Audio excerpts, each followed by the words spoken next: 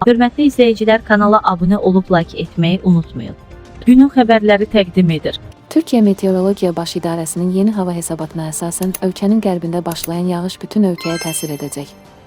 Musavat.com xəbər verir ki, cənub-qərb küləyi ölkənin mərkəzi və qərb rayonlarına təsir edəcək. Havanın temperaturu 4-5 dərəcə aşağı enəcək. Meteorologiya mütəxəssisi Orhan Şen bugün axşam saatlarında Antalya, İsparta və Burdur ətrafında daşqınlara səbəb ola biləcək yağış yağacağını bildirib. 9 günlük bayram boyunca şəhərlərdə güclü yağışlar davam edəcək. Antalya'da temperatur 13, İstanbul'da 12 dereceye inecek. Bodrum ətrafında yağış davam edecek. Türkiye'nin demək olar ki, hər yerində yağış yağacaq. Çərşənbə günü Şərqi Anadolu'da yağışlar şiddətli görünür. Çərşənbə axşamından sonra temperatur biraz da azalacaq. Deyəsən, aprelin ilk 10 günlüyündə fevral ayını yaşayacağıq.